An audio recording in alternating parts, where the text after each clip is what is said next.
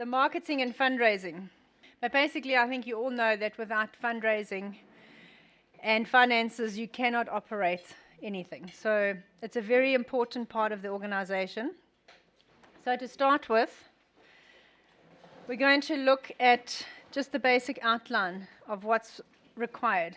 So applying to donors for funding, fundraising events, monthly debit orders, or once-off pleas for specific projects.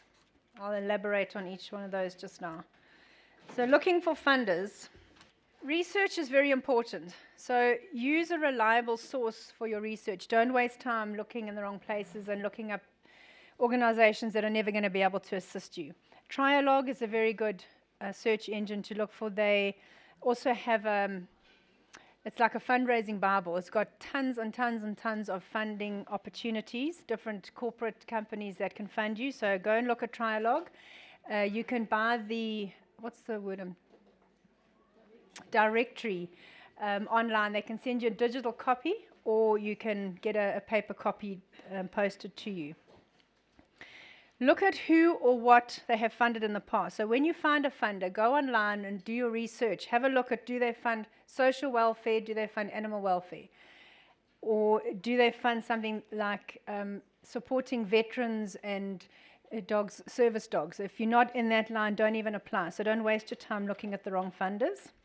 Read their terms and conditions before completing any application and make sure you qualify. Okay, kind of goes along with number 2. What the funders are looking for. Firstly, are you a registered NPO? If you're not a registered NPO, you'll find very few organizations will support you. So it's very important, once you have made that decision to start up your organization, get registered, because especially overseas companies, they're not going to support you if you are Mary Jane who's going into the township once a week and feeding some dogs. They are going to be reluctant as to where your money is actually going. But if you're a registered NPO and you have a website, you have a Facebook page, Instagram, they can check you out, they can see what you're doing, and they'll feel happier giving you funding. Have you been in existence for more than 3 years? This is a tricky one because most of you either haven't started up anything yet or you've just started. So the organizations that ask you if you've been going for more than 3 years are your bigger organizations, your overseas, your international ones. So in this situation, you would look locally, you would look for individual donors, and once you've been going for 3 years, you can then branch out and apply to the bigger organizations and internationally. Do you have references? So can you say to your funders, we have stories, we have case studies, we have references from the community where we have helped, how the finances, the funding has been used, and how it's affected the community in a positive way. Have you received funding from other organizations? Some of them do ask. Have you applied to funding, and where have you got funding from? And they even ask you how much funding and for what period it is. Some of them go into more detail than others. What have your successes been? Again, it goes along with the references. How have you benefited your community? And what impact have you made on the community and the area you're working in? Do you have a monitoring and evaluation program? It's another one that some of them ask. Some of them don't ask, but if you elaborate on the fact that you do have a monitoring and evaluation program, it can improve your chances, and it's more impressionable to the funders if they see you have got that program in place. How will your organization sustain itself after funding? That's probably the hardest one in any application, and most of them ask. You want to say to them, well, when the money runs out, we're going to ask you again. But that's not really what they want to hear. They want to hear that you're making some kind of effort in the future to either apply to other organizations for funding or have some kind of income coming back in. So we have, as you know, our shop. It's not a huge income earner, but it does trickle in bits and pieces. So all those things, they want to see that you are trying to get funding and not just relying on 1 or 2 organizations for your funding. Read and reread your applications completely before filling them out, okay? Some of them are very straightforward. It's 1 or 2 pages. Some of them are a lot more complicated. Have a look at your application form and read it thoroughly as you go through it. Don't just sit down and start answering question 1, because you'll find question 5 and 6 might be touching on the same thing, and then you've wasted your time. So Take the time and have a look at it correctly. Make sure that you understand all the questions in the sections. Some of them can be a bit ambiguous, and again, some of them repeat the question in a different way. Give the same answer, but reword it according to their question. So make sure you understand exactly what they're asking. And answer the questions as concisely as possible. Give as much information as you're allowed. Some of them will say, they'll give you a limit, 500 words or 200 words, or in one small paragraph. Don't go into too much detail that they don't need. If they're asking a specific question about a specific thing, stick to that. Don't go on and say, yeah, we helped little Bobby down the road, and they want to know exactly what they're asking. Don't leave any questions out, okay? It's really, really, really unprofessional to send in an application even if you don't understand the question. If it's a question that seems important but you're not fully understanding it, email them. 90% of these organizations will have a contact number on their website, and say to them, I'm filling out the application, I'm not quite sure what this particular thing is asking, but don't leave it blank. Put something in, even if you don't entirely answer the question correctly, but don't leave it blank. Make sure you have you've submitted all the documentation. Some of them will ask for very little documentation, some of them will ask for tons of documentation. Make sure you know, because sometimes you'll download the application and you'll read through all the requirements, and you'll spend a week, 2 weeks, sometimes 3 weeks filling out your application. If you're doing it properly, you won't rush it. And by the time you get to submit it, you've forgotten to go back and check what their requirements were, and that you were supposed to submit a whole bunch of other documents with it. If you're sending pictures, make sure they're not too big. Okay, they get really irritated if you send them 12 pictures and they are so big they've got to resize all the pictures. So make them a decent size before you send them. And check on the date of submission for the application. Reporting to funders. Probably the most important point here is being transparent. Be 100% transparent about where their funding is being used. Because if you are ducking and diving and you're using the funding for anything but what you've said in the application, and they happen to find out, you will never get funding from them again. Okay, 100% transparency. And it doesn't matter if your organization's failing and the money hasn't worked. Be honest, be transparent, because there's a very good chance that they will assist you further. Thorough reporting. So you've got to be as thorough as possible and give examples or case studies wherever you can. They want to see actual proof that your organization is doing what you're saying. Again, do not submit your applications late. A lot of them will just chuck them out. They won't even look at them, but it's just, again, very unprofessional to submit late. Provide statistics. That's something we didn't always do in the beginning, and we've subsequently learned how important it is to keep statistics. Even if they don't ask for it, if you put those in your application, it's much more impressive. And little things like how many, not necessarily big things like how many dogs have you sterilized, but how many collars and leads do you sell? How many dogs have come through the program? How many new dogs? How many old dogs? How many dogs have died? You know, things that you don't necessarily think about immediately, but they are important to keep those facts, because you might need them in 5 years' time. And then you can say, oh, we've been keeping those. We can tell you exactly how many. Provide photos if requested. Some funders say don't put the photos in the application, send them separately. So just make sure you understand all their requirements before you submit. And check your spelling. I know I sometimes send my applications to Adrian, check the spelling, please. It's very, again, not cool to send it in with spelling errors. Go over your report several times to ensure that you've answered everything correctly. I normally do a quick report, and then I'll go over it about 10 times, and I'll add and I'll take out and I'll re-add and I'll find new stuff and I'll think, oh, I need to add that in. So don't rush the reporting. Be thorough. Some of them will give you set things that they will ask on the actual report. Others will say give a general overview of what you've done, and then you can go wild and you can add in all sorts. Just a note to end there, just check with the funders if you are allowed to do social media posts. So if you're allowed to publicly thank them for the funding, and also permission to use their logos. Some of them are a bit sticky with splashing their logos all over Facebook and Instagram. Some examples of funders. These are just some of the organizations that we've had success with in the past. Some of them, as you'll see, are more animal related. Latham Foundation is right up our alley. We have had nice funding from them before. I think they gave us $10,000. It was a nice one. And they concentrate on animal and social welfare. So they follow the same principles as us. Dogs Trust Worldwide is our biggest funder. They're based in the UK. They've funded us for the last 5 years. This is our last year, so I'm going to have to start scratching for a new big funder. NCT Forestry, N3TC have all been very supportive over the years as well. But there's many more. Those are just a few examples. Some examples of fundraising events. So things like your golf days, art auctions, fun runs, dog walks, raffles. That's for general running expenses. Because so many funders don't like to fund you for your fuel, your rent, your salaries, your whatever. So those kind of things help to cover your general running expenses. And then you can do specific fundraising projects for steri clinics, your vet clinics, supporting families, dog food drives, etc. So I'm sure you've all seen on Facebook, every now and again we'll say, please, we need help with this particular family, or we run out of dog food. And then just be very strict. And Glenn is very good in this instance. If money comes in and they've put a reference there for dog food, for instance, that only gets used for dog food.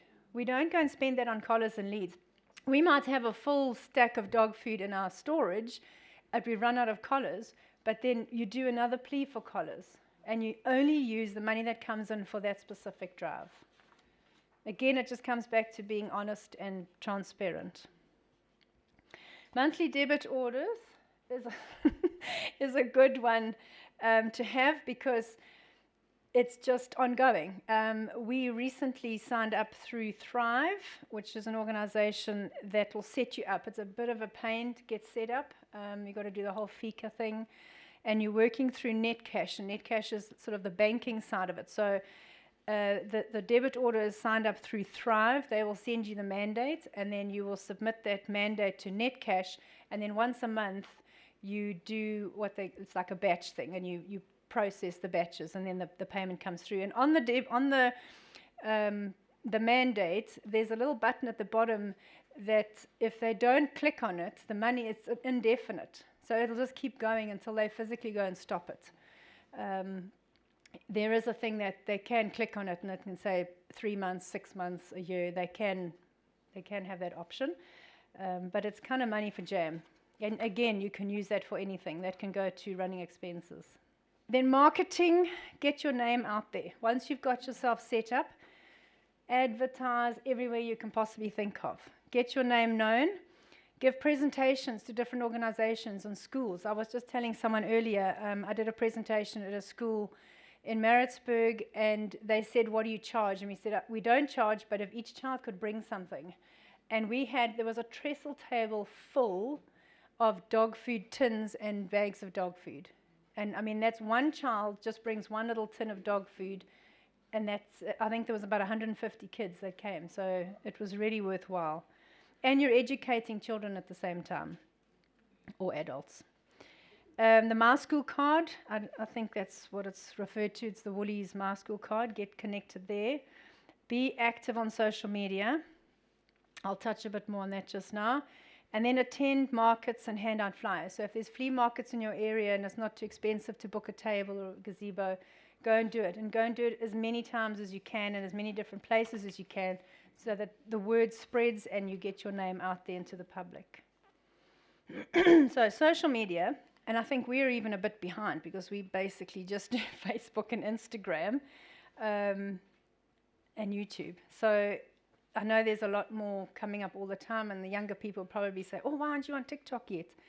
We're a bit old-fashioned still, but social media is a great advertising tool. It has really, really helped us in a lot of ways. I'd say, we've got over 8,000 supporters on our Facebook page. So again, watch what you're uploading. So don't keep putting heart-wrenching pictures of starving dogs or chained up dogs or dogs that are being beaten, or nobody wants to see that. Everybody knows that it happens.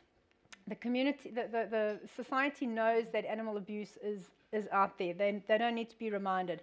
And if you keep putting those photos and stories on your Facebook page, they'll stop following you. They want to see the uplifting pictures. They want to see the heartwarming pictures. They want to see the difference that you're making and the difference that their money's making in the community. So you want them to support you financially as well. So if you can show, and that's what we try and do, if we've raised money for a specific plea, we like to do a report back so that people can see how much dog food we bought with their money or how we gave food parcels to a particular family. Post often. AG is very good on Facebook. I can't keep up with her. But we try and do a Facebook post a day. We really try and put something on every day. And sometimes we've got to dig in the archives and find an old post and just say, remember when. But just try, because the more active your Facebook post page is, the more successful it will be. And have a look on your Facebook page. So when you open your organization's Facebook page, it's set up, the algorithms are set up differently to an individual one. I don't quite understand how or why, but I know that individual people who post too often can get blocked, especially if they're trying to rehome dogs, or they get blocked. Touch wood, we have yet to be blocked. So I think it's something to do with the fact that we are a registered NPO and it's not an individual. And then on your Facebook page, each post will show, I don't know if it does it for individuals, but it'll show how many people it actually reached. And you'll be surprised, we've noticed recently that if we do anything with like social welfare in it, it doesn't reach as many people, which is weird. We can't quite figure out why or how. Sometimes you've got to change your wording in your post so you don't mention social welfare. And then it gets to a bigger reach. And then, you'll see how many people share it and how many likes. And, we've been astounded. And sometimes the post you least think will get a reaction, we'll get tons of likes and comments. And then we'll just put an arbitrary picture. Or we'll put a bigger story and we'll get less of a reaction. So it's hit and miss. And don't ask for money in donations too often. Okay, people are not following your page to see how many times you can beg for money. As poor as you are and as desperate as you are for money, try and flood your Facebook page with as many happy and grateful and thankful posts. Otherwise, they will also stop following you. Some important facts. Once you've registered, keep your original documents in a safe place. Get them laminated, keep them somewhere safe, and then when people want copies, you just give them photocopies. Make sure your organization has an up-to-date constitution and make sure all your team members have read and understood it. Okay, very important to have a constitution.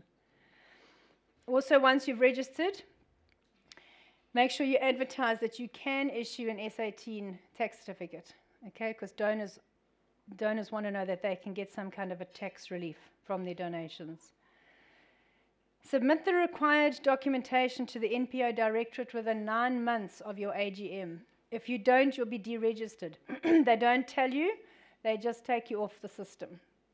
And then you carry on operating as an NPO illegally because you don't even know you've been deregistered. So don't submit your documents late. And it's all online. You can figure out, it tells you all, it tells you online which documentation and what you've got to complete, and they do change it from time to time. The forms change every year.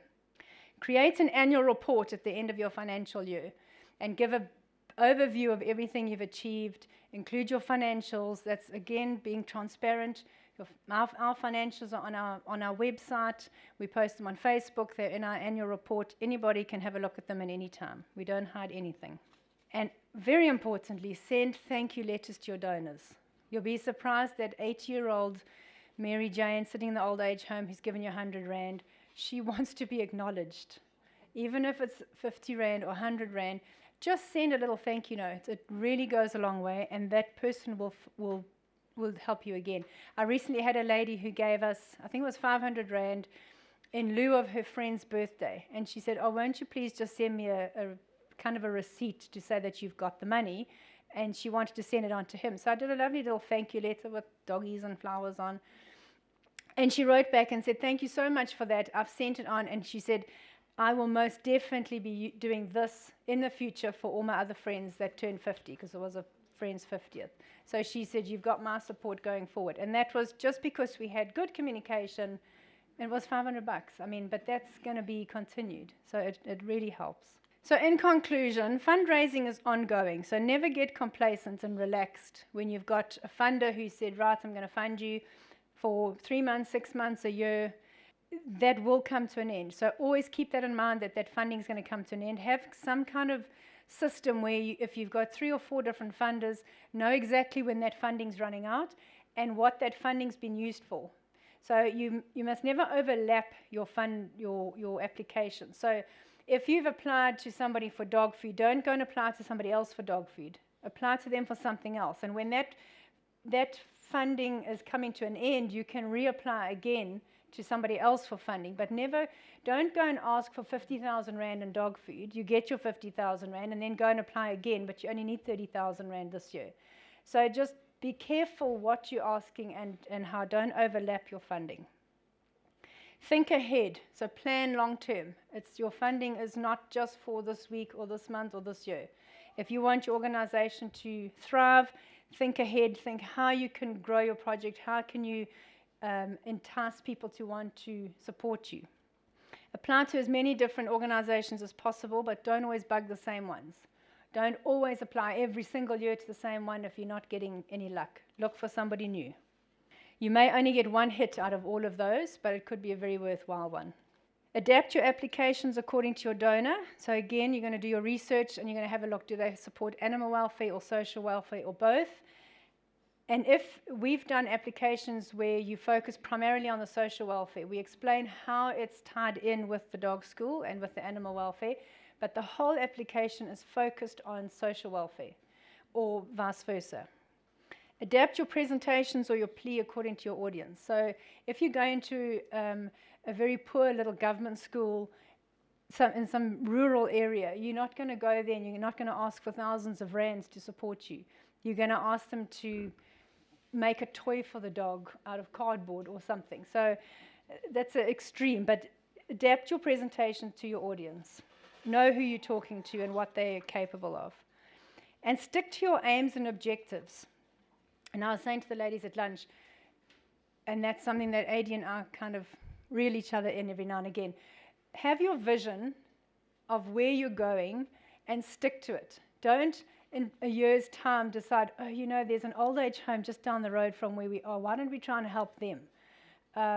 If you're focusing on animal welfare, and that's what you want to do, and that's your primary objective, don't lose sight of what you set out to do and where you're going. So don't deviate too much because you just won't be able to cope and you'll get overwhelmed.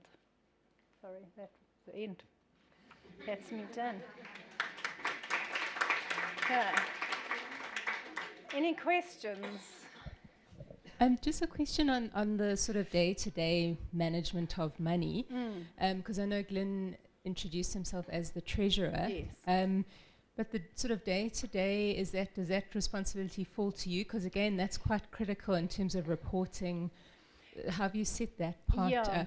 We do have a petty cash, which I use for run-of-the-mill stuff. If the petty cash is running low or it's an amount that's too big, then I'll just send the details through to Glenn and he does an EFT for that. We do hold monthly EXCO meetings. And Glenn gives us a full breakdown of where we are financially. If we've blown the budget, then he craps on us, tells us to slow down. So yeah, you have to keep on top of it. And monthly, is important so that you know what you've got available. And then we can always ask Glenn at any time. We need to go and buy dog food. How much money's in the budget, or vice versa. But the small run-of-the-mill stuff, fuel. Buying lunch for the steery team, stuff like that, we just do that out of petty cash.